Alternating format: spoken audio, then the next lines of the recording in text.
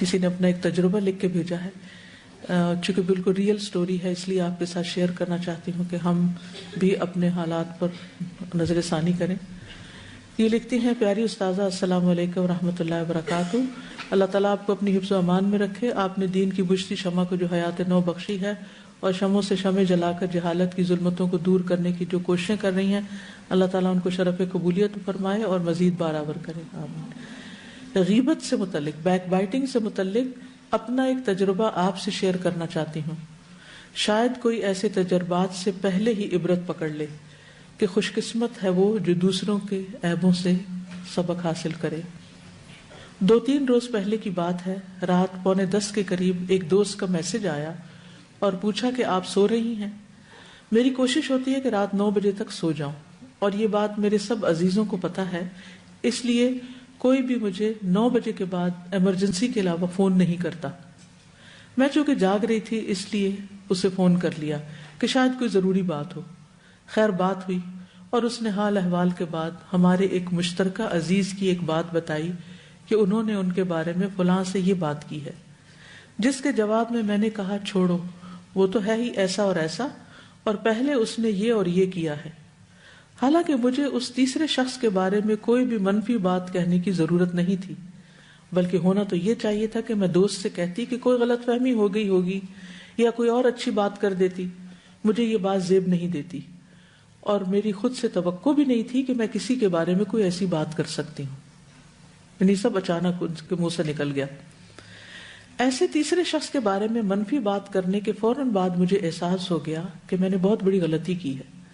میرا ان سے کیا لینا دینا، لیکن تیر کمان سے نکل چکا تھا۔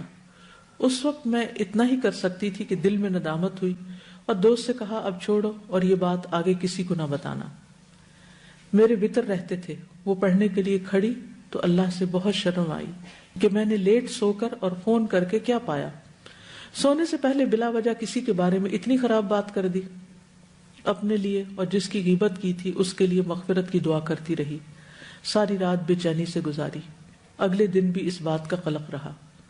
دوسری رات خواب میں ایک بڑے فریج میں گوشت دیکھا، وہ سب انسانی گوشت تھا، ایک پوری باڈی بھی تھی، اور فریج کھول کر میں سوچتی ہوں کیا پکانا چاہیے یا کیا کھانا چاہیے۔ ساتھ ہی ایک ٹوکا لے کر مکمل باڈی سے ایک بازو کاٹنے لگتی ہوں کہ آج ایک بازو ہی کافی ہے۔ بازو کاٹنے کے لیے ہاتھ کے پاس سے ٹوکے سے ضرب لگاتی ہوں تو باڈی سے ایسی سرسراہٹ ہوتی ہے جیسے اسے درد ہوئی ہے۔ دوبارہ ضرب لگاتی ہوں تو وہ درد کی شدت کو اور محسوس کرتی ہے اور ہلتی ہے۔ میں جلدی جلدی کندھے تک ٹوکے کے وار کرتی ہوں تو باڈی غراتی ہوئی لیٹے لیٹے چلنا شروع کر دیتی ہے اور غصے سے میری طرف بڑھتی ہے۔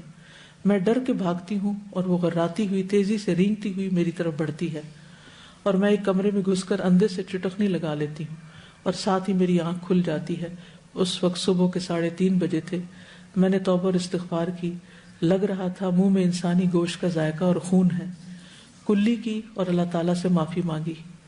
یا ایھا الذین آمنوا اجتنبوا کثیرا من الظن ان بعض الظن اثم ولا تجسسوا ولا یغتب بعضکم بعضا ایحب احدکم ان یأکل لحم اخیہ میتا فکرہتموہ واتقوا اللہ ان اللہ تواب الرحیم۔ اللہ تعالیٰ ہمیں غیبت جیسے کریہ اور کبیرہ گناہ سے بچنے کی توفیق عطا فرمائے، آمین۔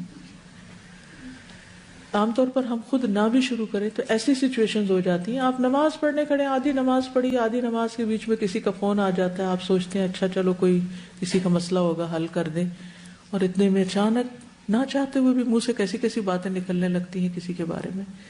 تو ایسے تمام مواقع پر بھی محتاط رہنے کی ضرورت ہے۔ جب کوئی کسی کے بارے میں بات کرے تو کوشش کریں کہ اس کا دفاع کریں یا پھر کسی بھی طرح موضوع کو بدلنے کی کوشش کریں، کیونکہ یہ سب کچھ ہمارے اپنے ہی حق میں بہتر نہیں ہے۔ کوئی کچھ کہنا چاہتا ہے؟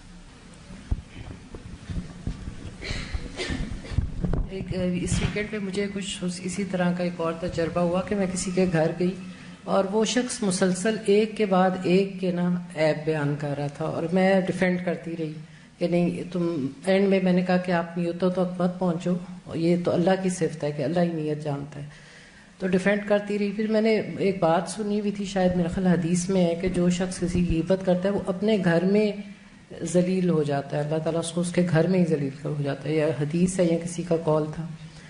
تو پھر یہی ہوا کہ کوئی شخص آیا جو کسی کی برائیوں کے پیچھے پڑتا ہے جی. تو وہ مسلسل میں کچھ عرصہ مطلب پورا دن اسی طرح ہی گزرا کہ میں ڈیفینڈ کرتی رہی, اور وہ شخص کسی کی برائی کرتا رہا اور میں ڈیفینڈ کرتی رہی.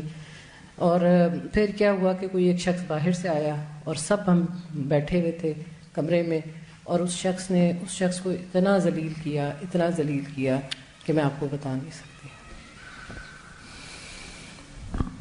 کیونکہ ہر عمل کا ایک ایکشن کا ری ایکشن ہوتا ہے. جی آپ کچھ کہہ رہے ہیں؟ السلام علیکم استاذہ. ایک تو یہ واقعہ جو آپ نے بتایا, میں یہ سوچ رہی تھی کہ ہم لوگ اپنی زندگیوں میں اتنی باتیں کر دیتے ہیں, اتنی بڑی بڑی باتیں کر دیتے ہیں, اور ان کا خاتون کو تو فوراً سے احساس ہو گیا تھا. ساری رات وہ بے چین رہی ہیں, نماز میں انہوں نے توبہ کی ہے, اور اس کے باوجود اگلی رات انہوں نے یہ خواب دیکھا ہے. تو ہم لوگ اتنی بڑی بڑی باتیں کر جاتے ہیں اور ہمیں احساس بھی نہیں ہوتا, اور ہمیں کبھی کوئی اس طرح کا خواب آتا بھی نہیں ہے. تو میں سوچی تھی اس کی وجہ کیا ہے کہ ہم لوگ اتنے بڑے گناہ کر کے بھی ہمیں احساس نہیں ہوتا, اور ان کو ایک ندامت کے باوجود اتنا جو ہے وہ عبرتناک خواب دکھایا گیا ہے, ایک خوفناک صورتحال ان کو زیادہ احساس دلانے کے لیے. تو میرے ذہن میں آیا تھا کہ وہ ویسے ہی اتنی زیادہ کانشیس تھیں اللہ تعالیٰ کے خوف سے کہ فوراً نادم بھی ہو رہی ہیں, اور غلطی سے نکل آیا, ان کو خود سے بھی یہ بات کی توقع نہیں تھی کہ میں ایسا کروں گی. تو وہ جتنا زیادہ اللہ تعالیٰ سے خوف ویسے ہی ان کے دل میں تھا, اتنا ہی اللہ تعالیٰ نے ان کو اور زیادہ جو ہے وہ کانشیس کر دیا کہ نیکسٹ ٹائم اتنا بھی نہ ہو. تو ہم لوگ اپنی اصلاح کے لیے اگر بات کریں تو ہمارے پاس اس طرح کے کوئی اشارے بھی نہیں آتے کہ ہم اور خوف زدہ ہوں. تو یہی بات کتنی خوفناک ہے کہ ہمیں تو اس طرح سے بھی کوئی, ہم یعنی کہ اتنا دور ہیں اللہ تعالیٰ سے کہ ہمیں اپنی غلطی نہ دکھائی جاتی ہے, نہ اس کی اصلاح پھر ہم سے ہوتی ہے.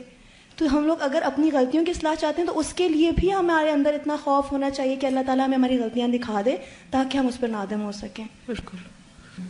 یعنی بعض اوقات یہ ہوتا ہے کہ آپ کو کسی کا مسئلہ سننا پڑتا ہے, حل کرنا پڑتا ہے, لیکن یہ نہیں کہ آپ اس کے ساتھ مل جائیں اور آپ بھی ساتھ ایڈیشن شروع کر دیں کہ ہاں وہ ایسا ہی ہے. یا اور کوشش یہ کرنی چاہیے اگر مسئلہ بھی ہو نا تو فرضی مسئلہ بنانا چاہیے. فرضی سے مراد اس بندے کا نام نہیں لینا چاہیے. یہ کہنا چاہیے کہ اگر مثلا آپ کو کسی شکایت ہے اور آپ کسی سے مسئلہ کا حل پوچھنا چاہتے ہیں کہ کسی شخص نے مجھ سے میرے ساتھ ایسا کیا ہے تو مجھے کیا کرنا چاہیے, یعنی بجائے اس کے کہ نام لے کے اور اس کو ذلیل کیا جائے, اگر صرف مسئلہ کا ذکر کیا جائے تو وہ زیادہ بہتر.